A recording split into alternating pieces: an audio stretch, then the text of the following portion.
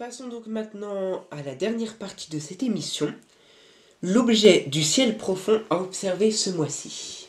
Alors j'ai choisi la nébuleuse du Crabe, autrement dénommée M1. Elle se situe dans la constellation du Taureau et elle est distante de nous d'environ 6500 années-lumière, ce qui n'est quand même pas tout près. Elle a été découverte en 1731 par John B. Weiss, un médecin et astronome amateur britannique.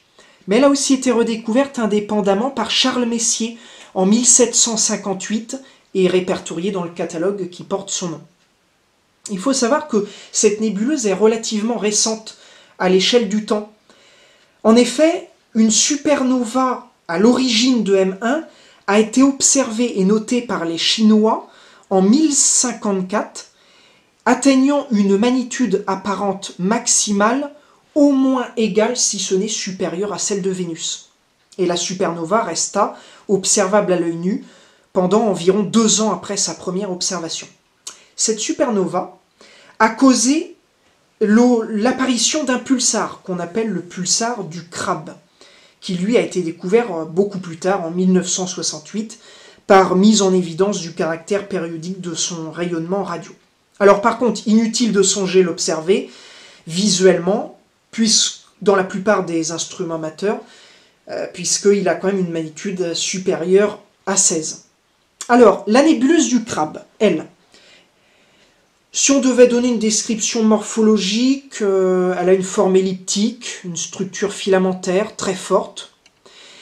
Elle a surtout une magnitude de plus 8,4, c'est-à-dire approximativement la même que celle de Neptune. Ça veut dire quoi? Tout simplement qu'elle n'est pas observable à l'œil nu. Que faut-il donc pour l'observer?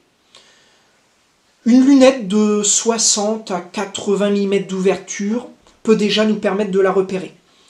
Si on dispose d'un télescope ayant une ouverture supérieure à 100 mm, eh bien son contour ovale est distinguable.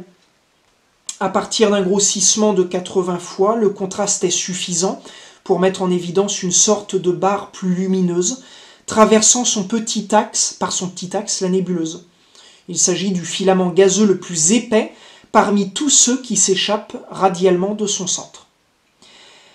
Alors on décèle quelques irrégularités supplémentaires dans les limites du nuage de gaz en expansion à partir d'ouvertures égales à 200 mm.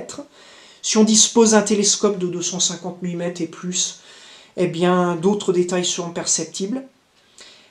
Et si on a un gros instrument, 400 mm au moins, eh bien d'autres filaments seront discernables. Merci de nous avoir suivis.